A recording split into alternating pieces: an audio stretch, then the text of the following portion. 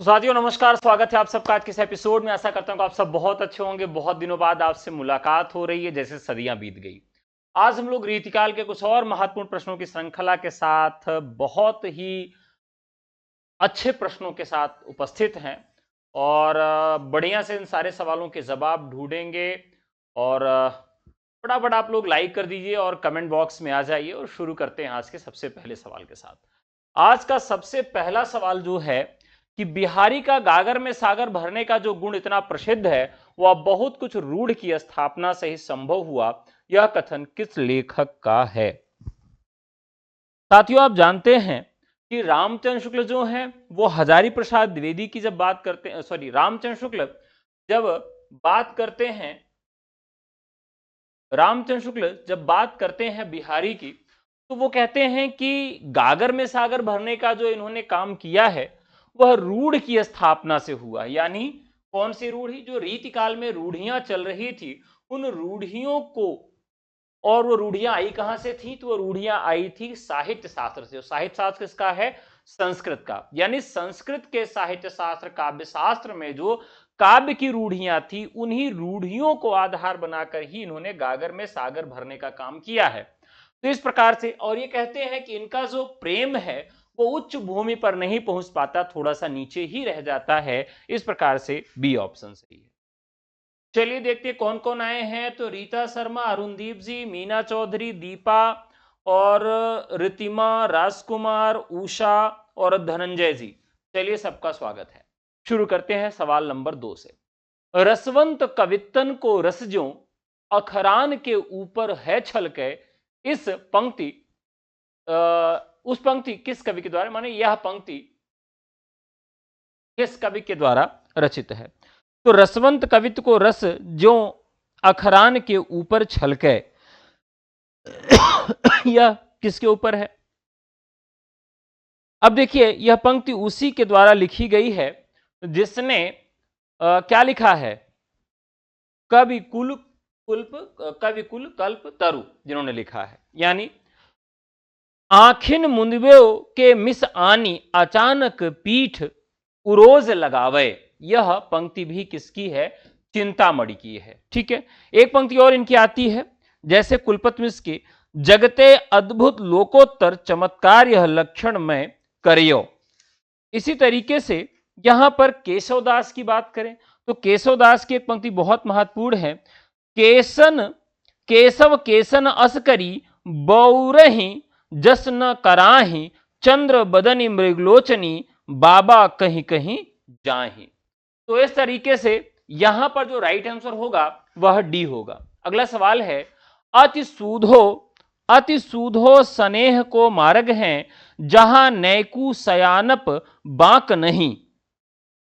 अगर इस सवाल की बात करें तो साथियों यह सवाल अनगिनत बार परीक्षाओं में आया है। DSSB में, KVS में, NVS में, TGT में, PGT में, GDC में यह सवाल बहुत बार आया है। क्या कहा गया है कि सूधो जो है स्नेह के बहुत सारे मार्ग हैं, तो सूधो स्नेह को मार्ग हैं, जहां नैकू सयानप बांक नहीं। ठीक है, अब ये पंक्ति आप सब जान गए होंगे कि किसकी है। तो सूधो की बात की गई है, प्रेम की बात की गई है, कृष्ण की बात की गई है, यानी यह घनानंद की पंक्तियां हैं। घनानंद रीति मुक्त काव्यधारा के कवि हैं, निम्बार्क संप्रदाय में दीक्षित हैं और मोहम्मद शाह रंगीले के आश्रय में रहकर कविताएं लिखते थे। सुजान सागर, इस्कलता, विरह लीला, वियोग बेल, कोकसार, रसकेलवल्ली, यमुना यश जैसी प्रसिद्ध कृतियां भी इनके द्वारा लिखी गई है। साक्षात रस मूर्ति, शुक्ल जी ने इन्हें साक्षात रस मूर्ति कहा है। इन्हें साक्षात रस मूर्ति कहा है। आप लोग कमेंट करके बताएंगे कि घनानंद की प्रेमिका का नाम क्या था। अगला सवाल,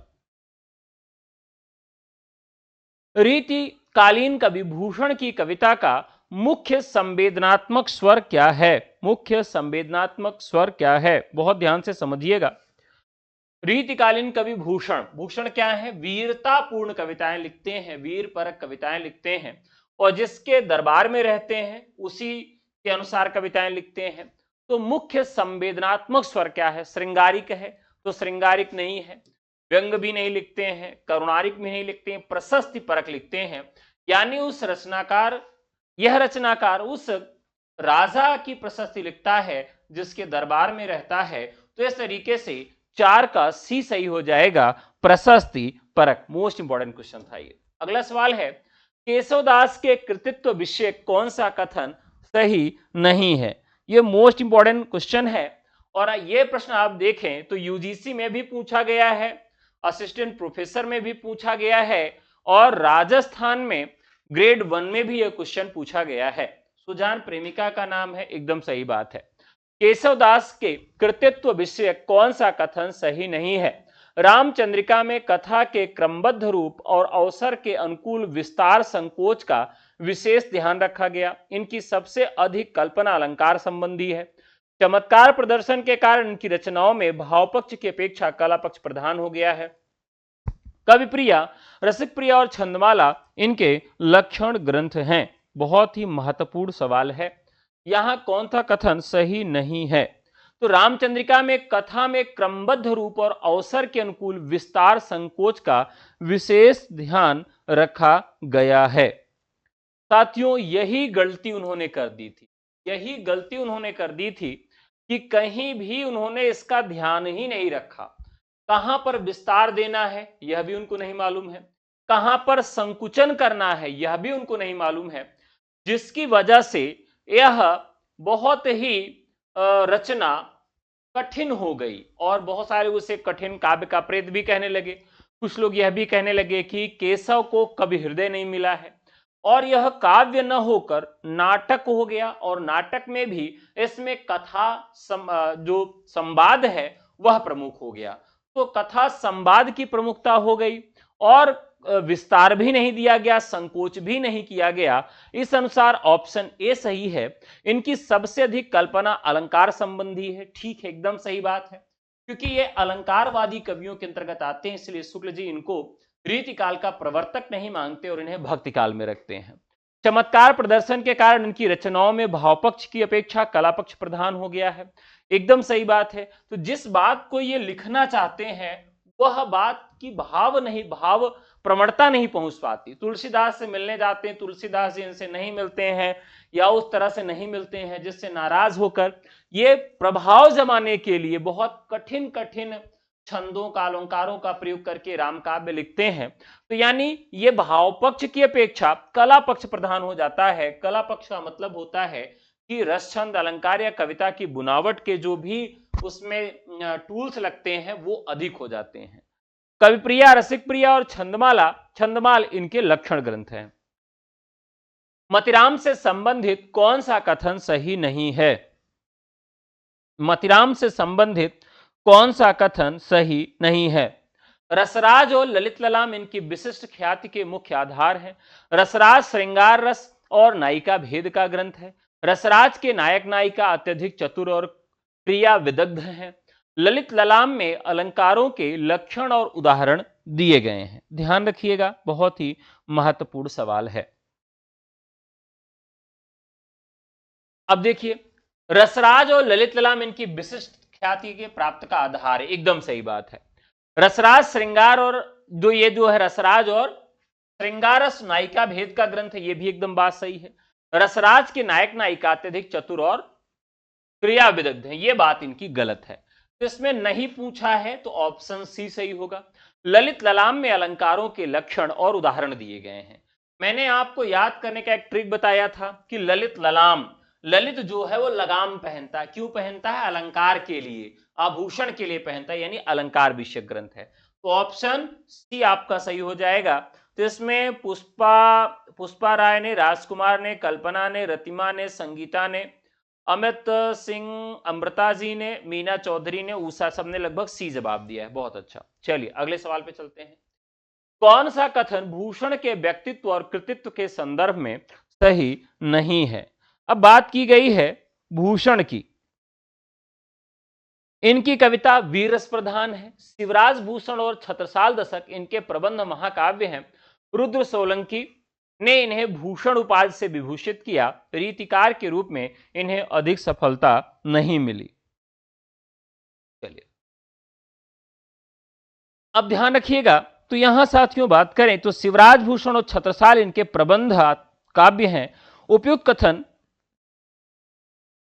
कवि भूषण का शिवराज भूषण एक अलंकार निरूपण ग्रंथ है। मैंने आपको बताया था भूषण अगर कहीं लिखा रहे तो आप तुरंत समझ जाइएगा कि अलंकार से संबंधित ग्रंथ है। 99 अलंकार, 4 शब्दालंकार और शेष चित्र और शंकर नामक अलंकारों का प्रयोग इसमें किया गया है। ये आप याद रखिएगा कि इसमें क्या क्या दिया गया है। तो 99 अर्थालंकार, 4 शब्दालंकार, 2 चित्रालंकार और बाकी शंकर नामक अलंकारों का प्रयोग इस ग्रंथ में देखने के लिए मिलता है। ठीक है, 105 अलंकारों का प्रयोग किया गया है और यह अलंकार निरूपक ग्रंथ है। इसके अलावा छत्रसाल दशक जो ग्रंथ है यह भूषण के कृतित्व और व्यक्तित्व से संबंधित नहीं है। तो यहां पर ऑप्शन बी आपका एकदम सही हो जाएगा। रीतिकार के रूप में इन्हें अधिक सफलता नहीं मिली, यह बात सही है। क्यों नहीं मिली? क्योंकि ये जो है मूलतः रीतिकार नहीं है ना। रीतिकार का मतलब होता है श्रृंगार परक रचनाएं लिखने वाला।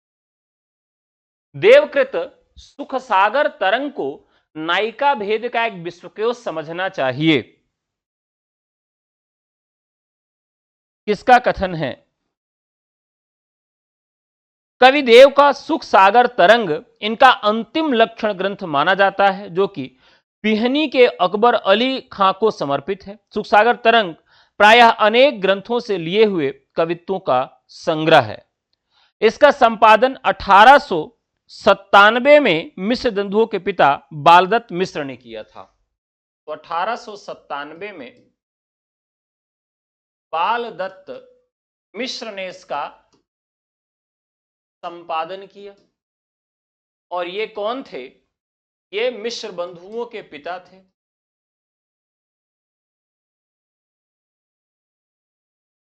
मिश्र बंधुओं के पिता थे जिन्होंने इस ग्रंथ का संपादन किया, सुख सागर तरंग का।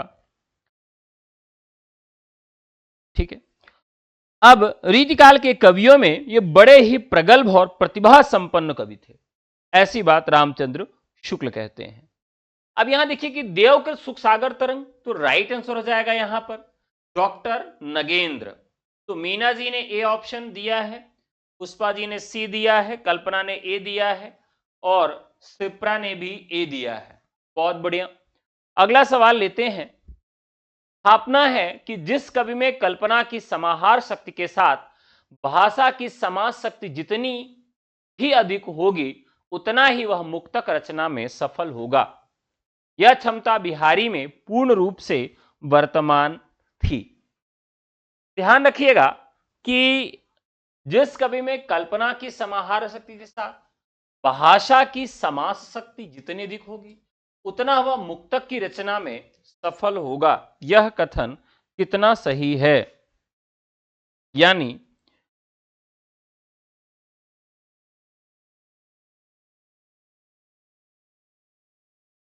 ठीक है, तो यह बात एकदम सही है। दोनों चीजें इनके यहां देखने के लिए मिलती हैं बिहारी के यहां, यानी समाज शक्ति भी अधिक है इनके यहां, मुक्तक रचना में सफल भी हैं और समाहार शक्ति भी इनके यहां अधिक है। अगला सवाल है, जिसकी रचना को जनता का हृदय स्वीकार करेगा उस कवि की कीर्ति तब तक बराबर बनी रहेगी जब तक स्वीकृति बनी रहेगी। तर्क है, क्या संस्कृत साहित्य में, क्या हिंदी साहित्य में सहस्त्रों कवियों ने अपने आश्रयदाता राजाओं की प्रशंसा में ग्रंथ रचे जिनका आज पता तक नहीं है? यह बहुत ही महत्वपूर्ण सवाल है। हाँ जितेंद्र जी, एकदम सही बात है। अब आप सब बताएंगे 10वें नंबर का जवाब। जिसकी रचना को जनता का हृदय स्वीकार करेगा उस कवि की कीर्ति तब तक बराबर बनी रहेगी जब तक स्वीकृति बनी रहेगी। एकदम सही बात है। आप देखिए, तो आज भी तुलसी हैं, कबीर हैं, जायसी हैं, इन सब की स्वीकृति बनी हुई है। क्या संस्कृत साहित्य में, क्या हिंदी साहित्य में सहस्त्रों कवियों ने अपने आश्रयदाता राजाओं की प्रशंसा में ग्रंथ रचे जिनका आज पता तक नहीं है? तो एकदम सही बात है, यानी ए और सी दोनों सही है। बहुत सारे लोगों ने अपने राजाओं के ऊपर कविताएं लिखी, लेकिन सारी कविताएं हमें देखने के लिए मिलती नहीं है। संगीता ने, मीना ने, रतिमा ने, पुष्पा ने, अरुणदीप ने, उषा और आराध्या ने सबको सी बताया है। नेही महाब्रजभाषा प्रवीण और सुंदर तानि के भेद को जाने। विश्वनाथ प्रसाद मिश्र के अनुसार घनानंद की काव्य प्रशस्ति किसके द्वारा की गई है? नेही महाब्रज भाषा प्रवीण और सुंदर तानि के भेद को जाने। तो यहां पर भारतेंदु नहीं है, जगन्नाथ दास रत्नाकर नहीं है, मिश्र बंधु नहीं है, राइट आंसर है ब्रजनाथ।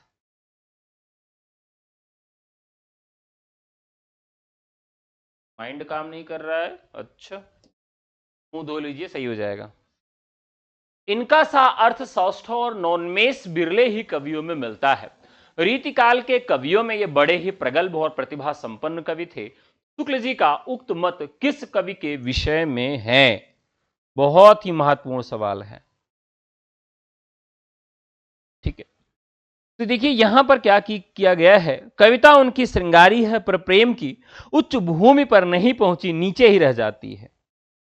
यह रामचंद्र शुक्ल का कथन है बिहारी के संदर्भ में। रीतिकाल के प्रतिनिधि कवियों में पद्माकर को छोड़ किसी कवि में मतिराम की सी चलती भाषा और सरल व्यंजना नहीं मिलती, यह भी शुक्ल जी का कथन है। वे हिंदू जात के प्रतिनिधि कवि हैं, यह भी रामचंद्र शुक्ल भूषण के विषय में कहते हैं। तो यह जो सवाल है, इनका सा अर्थ सौष्ठव, ये वाला जो मामला बन रहा है, यह शुक्ल जी ने देव के विषय में कहा है। राइट आंसर हो जाएगा देव। सेनापति के काव्य कौशल के विषय में कौन सा विवरण सही नहीं है? सेनापति, कवित रत्नाकर इनकी प्रसिद्धि रचना है। तो आप जानते हैं कवित रत्नाकर में चौथे तरंग में राम कथा का वर्णन किया गया है और स्वयं ये अपने आप को क्या कहते हैं? अपने आप को ये कहते हैं कि मैं राम भक्त कवि हूं। कवित रत्नाकर अद्यांत रामचरित्र और राम भक्ति भावना से ओतप्रोत है। ठीक है, अब यहां पर आद्यांत कहा गया है। आद्यांत का मतलब होता है आदि और अंत, यानी केवल जब चौथे में ही इस बात को किया गया है तो आद अंत में कैसे होगा? यानी ये ऑप्शन सही है। पूछा गया सही नहीं है तो ऑप्शन बी। इनकी अप्रतिम सफलता उत्कृष्ट ऋतु वर्णन में है, एकदम सही बात है। श्लेष इनका प्रिय अलंकार है, यह भी एकदम वही सही बात है। तो आद्यांत नहीं है, केवल चौथे तरंग में ही यहां पर कवित रत्नाकर में राम कथा का वर्णन है। रीतिकाल के विषय में कौन सा ग्रंथ, कौन सा कथन सही नहीं है? रीतिकाल के विषय में कौन सा कथन सही नहीं है? चलिए, सजीव श्रृंगार की एक अदम्य लिप्सा इस युग के साहित्य में प्रतिबिंबित है।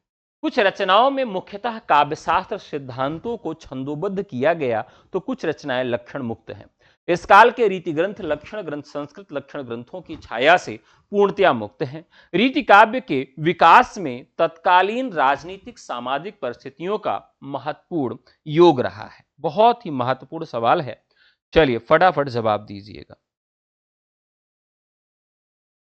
चलिए अब बात करते हैं कि कथन सही नहीं है।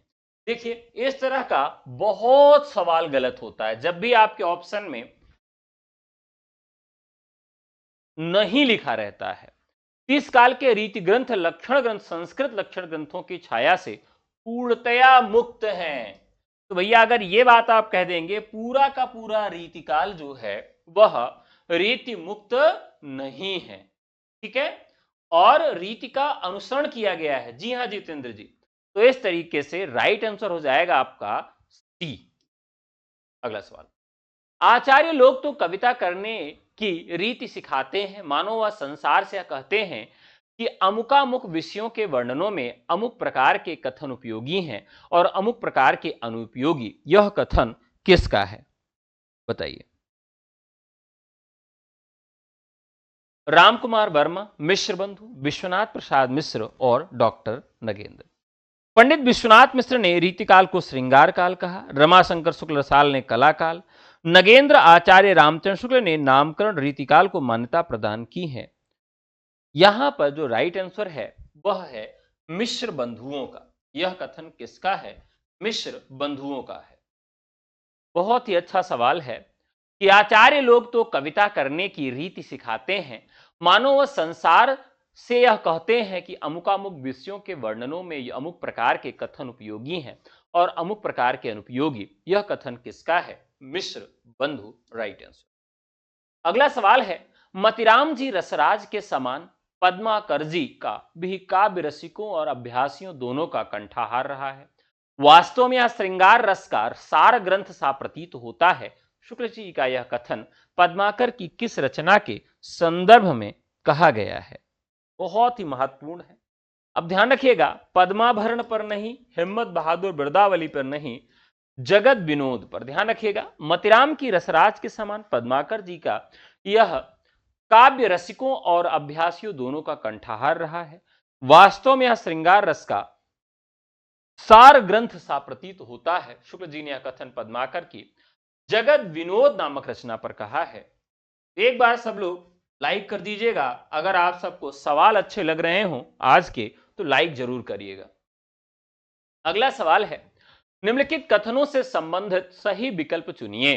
रीति कविता राजाओं और रईसों के आश्रय में पली, उसकी अंतः प्रेरणा और स्वरूप को कवि और उनके आश्रयदाता दोनों के संबंध से ही समझा जा सकता है। बताइए।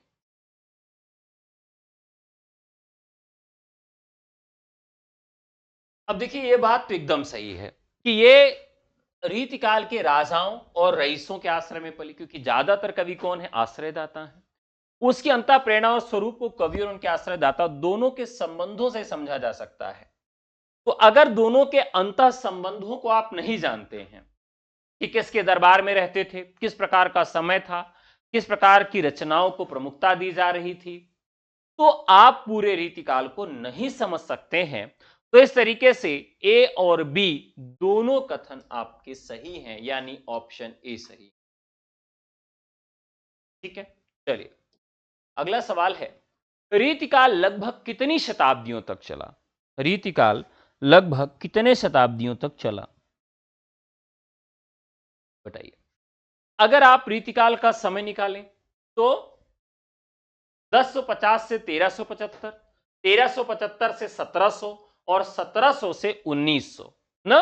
तो 1700 से अगर 1900 तक इसका हम समय निकालते हैं तो हमें कितना समय मिलता है? हमें मिलता है 2 शताब्दियों का समय। कितना समय मिलता है? 2 शताब्दियों का समय, यानी 18 का डी। 18 का 2 कौन कह रहा है? अमृता जी 1 कह रही हैं, अरुणदीप जी 18 का डी कह रहे हैं। अरे पगलऊ, ठीक से देखा, 1700 से 1900 तक का कितनी शताब्दियां हुई? शताब्दी का मतलब 100, 100 गुणते 2 यानी कि 2 शताब्दी। अगला सवाल, अमी हलाहल मद भरे सीत श्याम रतनार, जियत मरत झुकी झुकी परत जेहि चितवत एक बार। कब रसलीन द्वारा रचित यह दोहा उनकी किस कृति में संग्रहित है?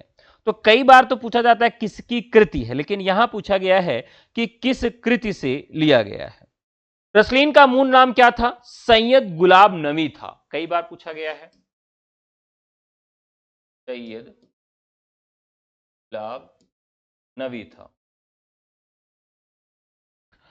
और यह, अब देखिए, अमी हलाहल मत भरे सेत श्याम रत्नार जियत मर जुजुक पर जय चितवत बार। अब ध्यान रखिएगा कि आपके साथ यह स्थिति कब उत्पन्न होगी? जब आप एक दर्पण के सामने होंगे। कहां होंगे? दर्पण के सामने होंगे, और उस दर्पण में आप क्या देखेंगे? अपने आप को देखेंगे और देख के शर्मा जाएंगे ना। तो जियत मरत झुकी झुकी परत जेहि चितवत एक बार, यानी उसके अंगों का जो दर्पण है इस प्रकार से है। इस तरीके से इसको जोड़ के याद रखेंगे तो अंग दर्पण आपको याद रहे। अगला सवाल, शोभा सरसाने न बखाने, जात के हूं भातियां ने हैं पहाड़, मानो काजर के ढोए गए। बहुत ही महत्वपूर्ण सवाल है।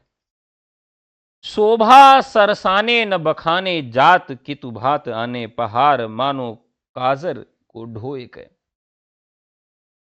अब यहां एक प्रकार से देखिए तो थोड़ा सा अगर आपको समझ में आए तो इसमें ऋतु का वर्णन दिखाई दिया है, और ऋतु के वर्णन के लिए इसमें कौन प्रसिद्ध हैं, यानी आपके सेनापति प्रसिद्ध हैं। ठीक है। कवित्र रत्नाकर, काव्य कल्पद्रुम और कवित्र रत्नाकर, इसमें 394 छंद है। ध्यान रखिएगा, कई बार पूछा गया है। कवित्र रत्नाकर में तो 94 छंद हैं।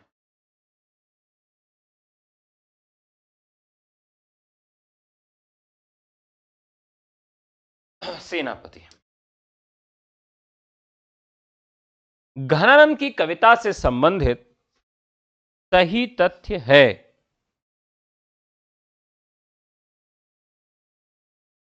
घनानंद ने वियोग कथा की सैकड़ों अंतरदशाओं को मार्मिक चित्र खींचे हैं। घनानंद ने सिर्फ कवित्त सवैयों की रचना की है। घनानंद के यहां प्रेम का विषय सांसारिक प्राणी भी हो सकता है और परमेश्वर भी। घनानंद की कविता अविधा मूलक है। नीचे दिए विकल्पों में से चयन करिए कि कौन कौन सा कथन इसमें सही है।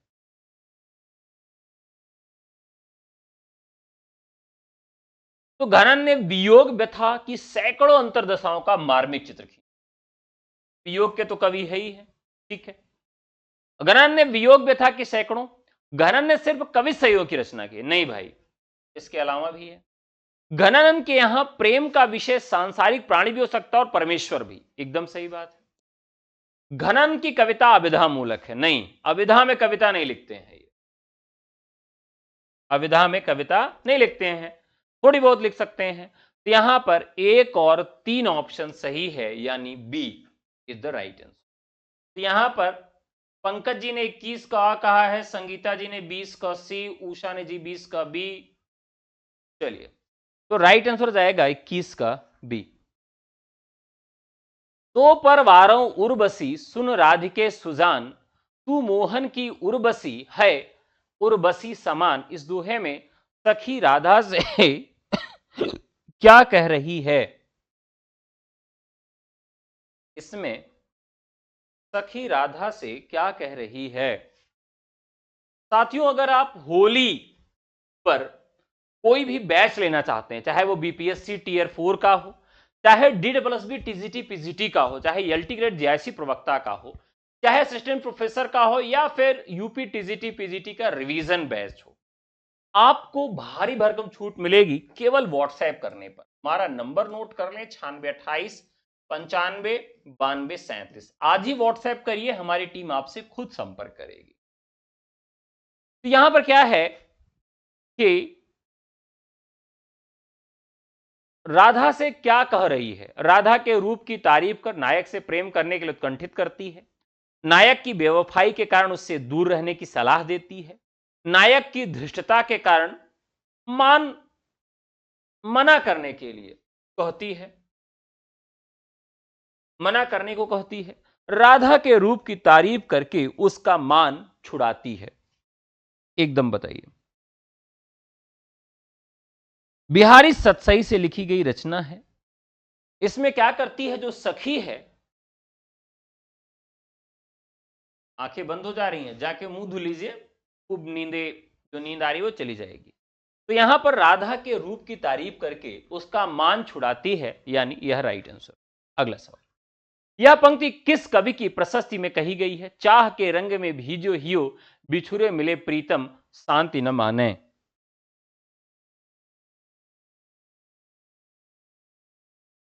बताइए।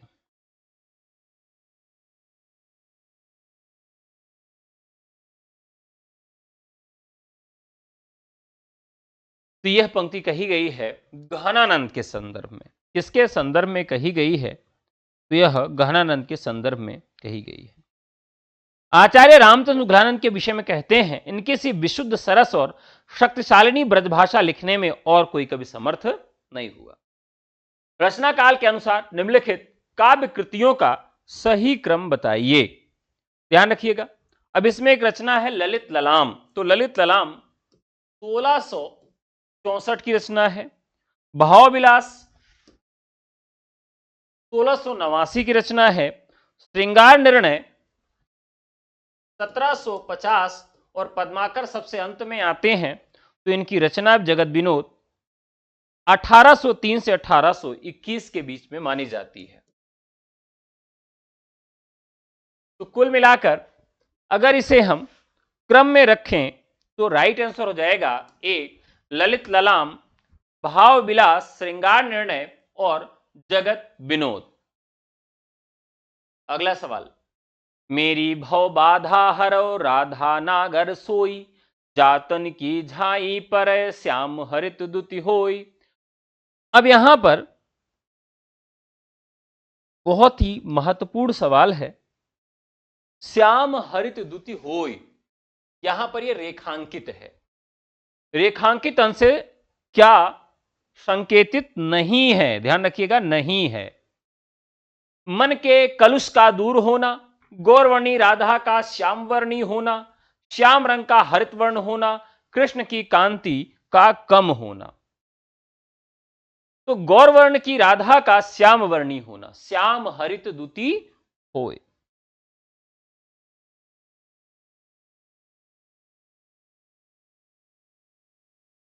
तो बिहारी कहते हैं कि चतुर राधिका जी मेरे सांसारिक कष्टों को दूर करें, जिनके पीली आभा वाले गोरे शरीर की झाई प्रतिबिंब पड़ने से श्याम वर्ण के कृष्ण हरित वर्ण की द्युति और अर्थात हरे रंग के हो जाते हैं।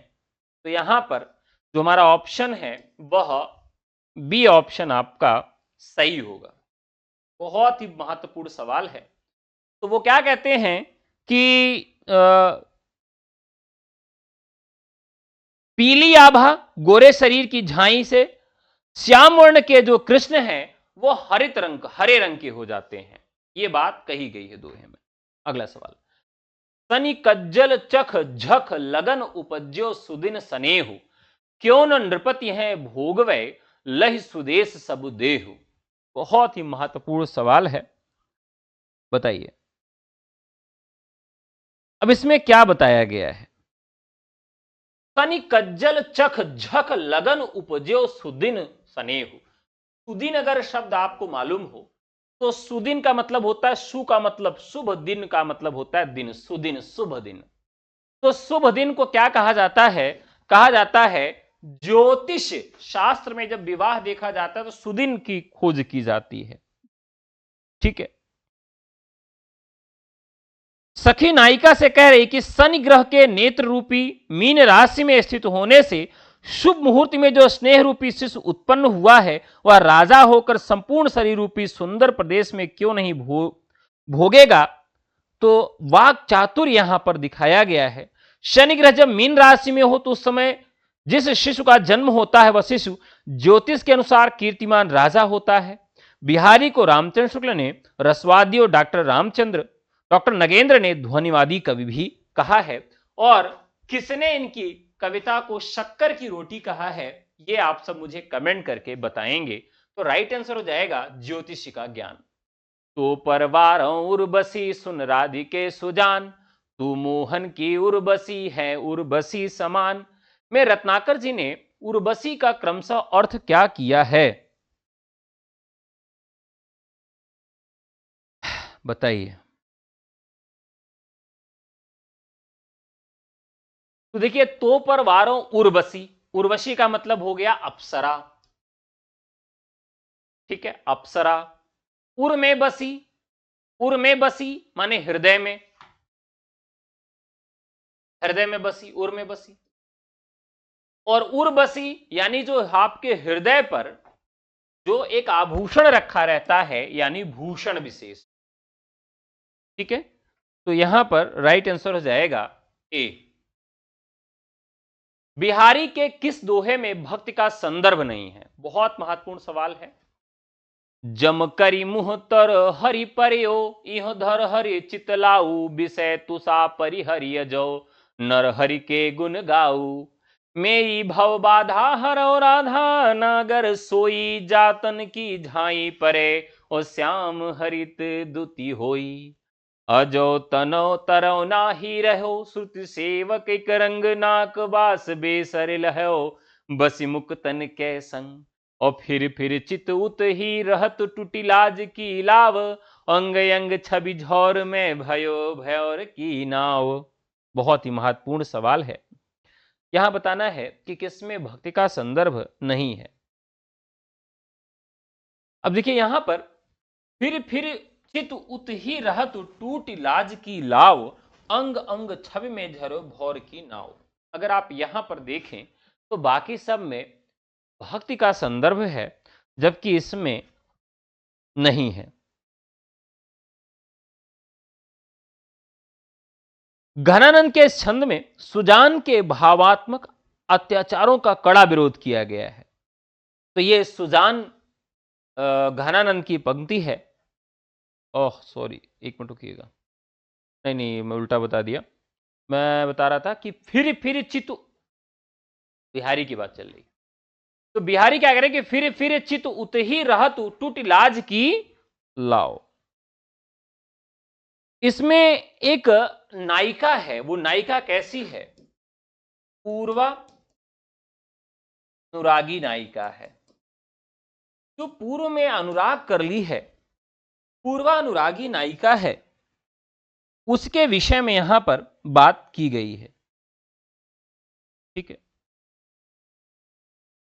अतरंगिनी सखी से अपने स्नेह दशा का वर्णन करती है। बाकी सब में, दोहे में यहां पर बिहारी में भक्ति की गई, तो डी ऑप्शन सही है। स्वच्छंद प्रवाह के प्रमुख कर्ताओं में रसखान, आलम, ठाकुर, घनानंद, बोधा और द्विजदेव का नाम लिखा जा सकता है। इन सब में श्रेष्ठ घनानंद ही प्रतीत होते हैं। यह कथन किसका है?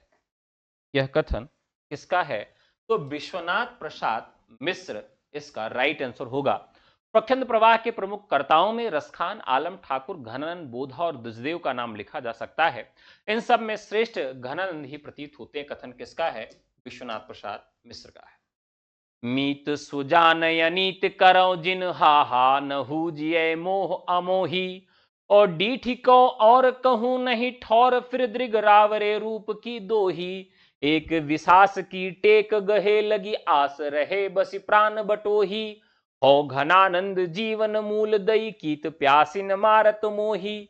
उक्त सवैये में संदर्भ में किस विकल्प में विरोधी भाव नहीं है? यहां पर विरोधी भाव नहीं है। यहां पर देखिए, मीति सुजान अनीति करो, हा हा हुजिए मोहिय मोही, डीठी करो और डीठी को और कहूं नहीं ठौर। तो डीठी और ठौर जो है, इसमें आपको विरोधी भाव देखने के लिए नहीं मिल रहा है। इस छंद में सुजान क्या करते हैं कि जो भावात्मक अत्याचार है उनकी प्रेमिका के द्वारा, उसको अभिव्यक्त कर रहे हैं। तो यहां पर डी ऑप्शन सही हो जाएगा। अगला सवाल, यह निसंकोच कहा जा सकता है कि भाषा पर जैसा अचूक अधिकार इनका था, वैसा और किसी कवि का नहीं। रामचंद्र शुक्ल का कथन किस आचार्य के लिए कहा गया है? तो यह काफी महत्वपूर्ण सवाल है। Option D, Ghananand. इनमें से कवि घनानंद से संबंधित कौन सा कथन सही नहीं है? यानी घनानंद पर कहा गया कौन सा कथन सही नहीं है? राइट आंसर हो जाएगा, इनकी कवित्व तत्कालीन दरबारी कवि सर्वथा भिन्न थी, ये सही है। वे प्रेम के पीर के कवि थे, सही है। भाषा के विधा शक्ति का सुंदर प्रयोग उन्होंने काव्य में किया है, ये गलत है। तो यहां पर आपका ऑप्शन ये वाला सी सही हो जाएगा। अगला सवाल, रीतिकाल के नामकरण के संदर्भ में रीति शब्द किस अर्थ में प्रयुक्त हुआ? किस अर्थ में प्रयुक्त हुआ?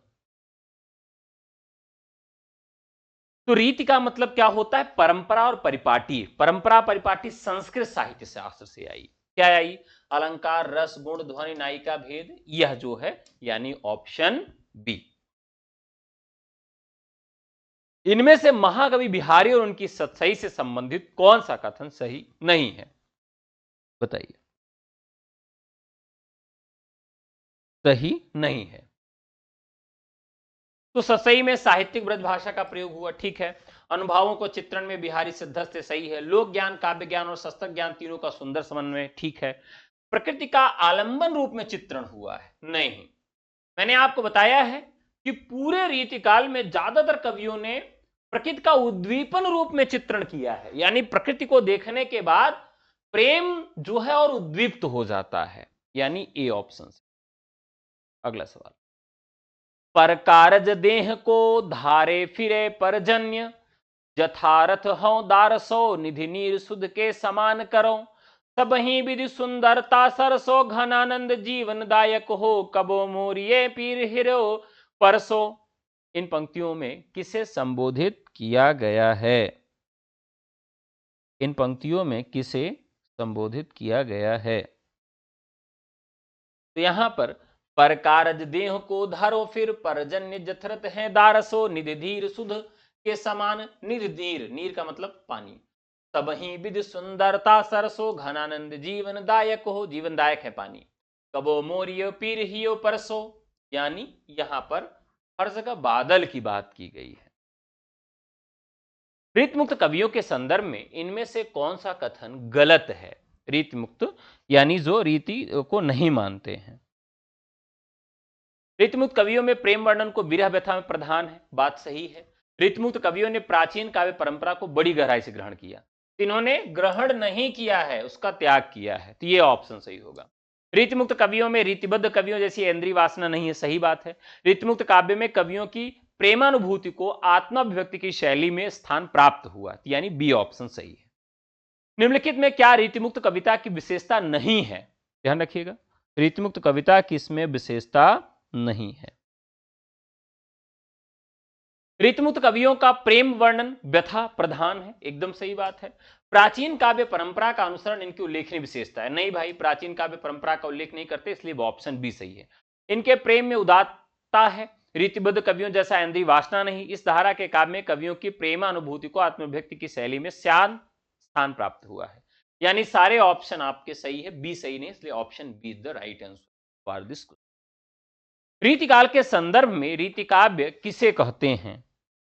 रीतिकाल के संदर्भ में रीतिकाव्य किसे कहते हैं? अब यह सवाल मैं आप लोगों के लिए छोड़ रहा हूं, क्वेश्चन ऑफ द डे। बहुत ही प्यारा सा सवाल है, और जिसने भी रीतिकाल को अच्छे से समझा होगा वो इसका जवाब देगा। जिसकी रचना विशिष्ट पद्धति अथवा नियमों को दृष्टि में रखकर की गई हो, जिसकी आत्मा अलंकार हो, जो गुण विशिष्ट रचना हो, जो भारतीय परंपराओं का वर्णन करे। तो ये आप इसका जवाब देंगे कमेंट बॉक्स में, और इसका जवाब मैं नेक्स्ट लेक्चर में आपको, ठीक है। 39, हिंदी काव्यशास्त्र की निम्नलिखित कृतियों का सही कालक्रमानुसार दर्शाइए। अब ये जो काव्यशास्त्र की जो कृतियां हैं, जो इस विषय पर आधारित हैं, तो रसिक प्रिया जो रचना है यह साथियों 1591 की है। कवि कुल कल्पतरु 1650 की रचना है, चिंतामणि की। काव्य निर्णय, काव्य निर्णय किसकी है? तो यह 1746 में भिखारी दास की, 1746। और रस का रहस्य कौन जानते हैं? तो कुलपति जानते हैं, यानी कुलपति मिश्र की रचना है, और यह 1670 की रचना है, ठीक है। अब चलिए इसको क्रम में लगा लेते हैं। तो जब हम क्रम में लगाएंगे तो रसिक प्रिया, कविकुल कल्पतरु, रस रहस्य और काव्य निर्णय इज द राइट आंसर। अगला सवाल, इनमें से किस विकल्प के सभी ग्रंथ लक्षण ग्रंथ? वाह गुरु, एकदम मजा आ गया, बहुत तगड़ा सवाल है, बताइए। तो यहां पर कवित्र रत्नाकर, काव्य रसायन, रतन हजारा, ललित ललाम। अब देखिए यहां पर रतन हजारा नहीं है, भाषा भूषण, ललित ललाम, कवि कुलपतरु, काव्य रसायन, तो ये सारे लक्षण ग्रंथ हैं। ललित ललाम, कवि कुल कल्पतरु, ठाकुर ठसक नहीं है, रतन हजारा यहां फिर से आ गया है। विरह वारिश नहीं है। तो इस तरीके से ऑप्शन बी के सारे जो ऑप्शन है वो लक्षण ग्रंथ हैं। भाषा भूषण, ललित ललाम अलंकार संबंधित है, कवि कुलपतरु, ठीक है, और काव्य रसायन, तो राइट आंसर हो जाएगा आपका बी। जन्म काल के अनुसार इन कवियों का सही कालानुक्रमानुसार रखिए। तो केशव 1555, केसों का समय क्या है साथियों, 1555 हो जाता है। चिंतामणि 1609, मोस्ट इंपॉर्टेंट, इनको आप सब जानते ही हैं। देव 1673, देव 1673, और 1700 में जन्म होता है पद्माकर का, 1753 में, यानी कि ऑप्शन आपका बी सही हो जाता है। ठीक है, अगले सवाल पे चलते हैं। अगला सवाल क्या है कि स्थापना है कि इस काल को रीतिकाल कहने में किसी प्रकार की अव्याप्ति दोष न होगा, क्योंकि प्रत्येक कवि द्वारा इसमें श्रृंगार को न्यूनाधिक रूप से ग्रहण किया जाना भी तो एक प्रकार की रीति है।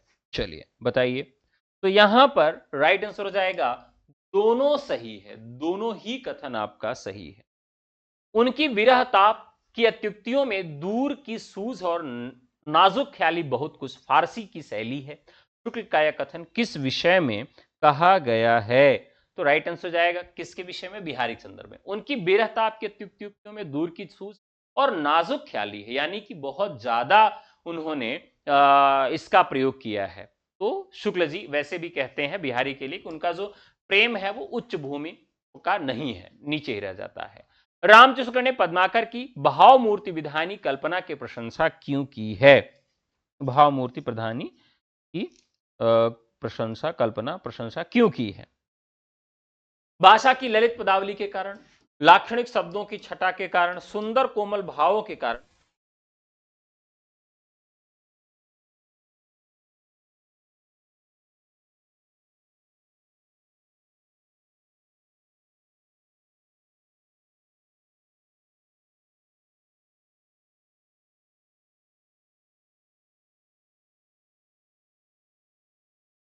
भाव को यहां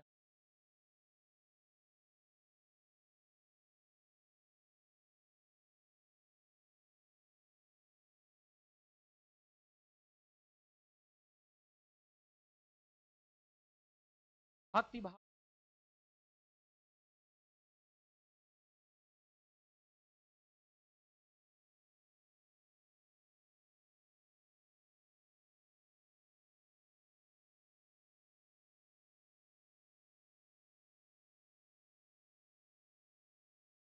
ली गई हैं। ये भूषण की पंक्तियां हैं। कहां से हैं? भूषण की पंक्तियां हैं। इंद्र जिमि जंभ पर बाड़व सुवंभ पर राणव रावण संदभ पर रघुकुल राज है, भूषण की पंक्ति है। इतियावत चली जातऊ चली छ सातक हाथ, चढ़ हिंडोरा सिर है लगी उशासन हाथ, बिहारी की पंक्ति है। अपनी अपनी रीति के काव्य और कवि रीति, देव की पंक्ति है। और कनक छुरी सी कामनी आप सब जानते हैं कि बहुत चर्चित पंक्ति है जो आलम की है।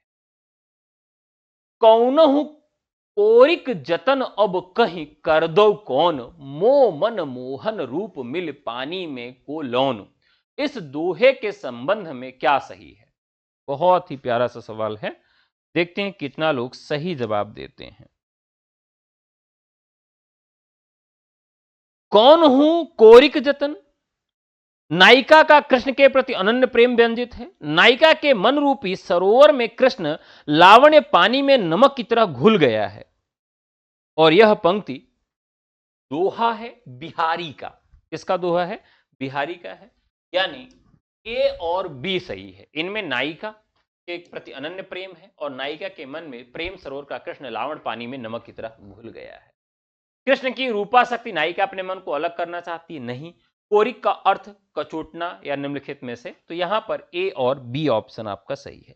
जिस प्रकार पानी में नमक मिल जाता है उसी प्रकार हृदय में कृष्ण का रूप मिल गया है। अब कोई कितना भी यत्न कर ले, पर जैसे पानी से नमक को अलग करना संभव, वैसे ही मेरे हृदय से प्रेम को मिटाना असंभव है। इस प्रकार की बात नायिका कहती है।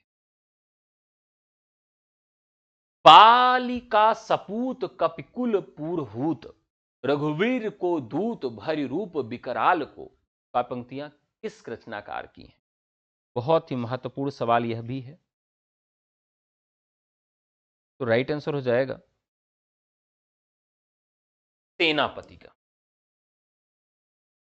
जदप सदप सुलक्षणी, केशव की बहुत महत्वपूर्ण पंक्ति है। गोरख जगायो जोग, तुलसी की बहुत महत्वपूर्ण पंक्ति है। बलिका सपूत कपिकुल परहूत, रघुवीर जो दूत भरि रूप विकराल को। तो अगर आप यहां देखें तो रघुवीर कहा गया है, तो आसानी से आप जान सकते हैं कि राम भक्त कवि हैं, तो ये टिक आप मार सकते हैं। अगला सवाल, जन्म काल के अनुसार निम्नलिखित रचनाकारों को अनुक्रम के अनुसार रखना है। तो जो बहुत महत्वपूर्ण है, उनकी डेट आपको मालूम होनी चाहिए। केशवदास की बात करें, मैं बार बार बता चुका हूं 1555। बिहारी बिहारी की बात करूं 1555। बिहारी की बात करें तो 1595। थोड़ा सा बाद के हैं ये। बिहारी को मैंने बताया था कि 1600 से 5 कम है। मतीराम 1617। मती खराब कितने में होती? 17 वर्ष में होती, मैंने आपको बताया था। और घनानंद 1689। घनानंद 1689 कैसे याद किए थे? केशव 1555, ठीक है, केशव 1555, बिहारी 1595, मतीराम 1617 और घनानंद 1689। सुजान की उपेक्षा से विराग उत्पन्न होने के बाद रीतिकालीन कवि घनानंद वृंदावन जाकर किस संप्रदाय के वैष्णव हो गए थे? तो ये तो मैंने आपको कई बार बताया है और बहुत ही महत्वपूर्ण सवाल है। वहां पर जाके ये निम्बार्क संप्रदाय में दीक्षित हो जाते हैं। आप सबको एक सवाल यहां पर और बताना है कि ये जो घनानंद है, इनकी मृत्यु कैसे होती है? इनकी मृत्यु कैसे होती है, यह कमेंट बॉक्स में आपको बताना। 2 सवालों के जवाब आप सबको कमेंट बॉक्स में देना है। अगर आप होली के अवसर पर छूट चाहते हैं, TGT, PGT, LT grade, GIC प्रवक्ता, assistant professor, KVS, NVS, EMRS, BPSC, tier 4, DSSB में आइए। यूजीसी नेट का भी नया बैच आपके लिए है। आप हमें केवल व्हाट्सएप करके होली का ऑफर ले सकते हैं 9628 95 92 37। आज के सवाल आपको कैसे लगे, कमेंट करके हमें जरूर बताइएगा। अगर आपको अच्छा लगा हो, निश्चित तौर पर कमेंट करके बताइएगा कि आज के सवाल कितने आपके सही हुए और कितने सवाल आपके गलत हुए, ये भी आप ईमानदारी से कमेंट करके बताइएगा। फिर आपसे मुलाकात होगी नेक्स्ट एपिसोड में। तब तक के लिए नमस्कार, जय हिंद।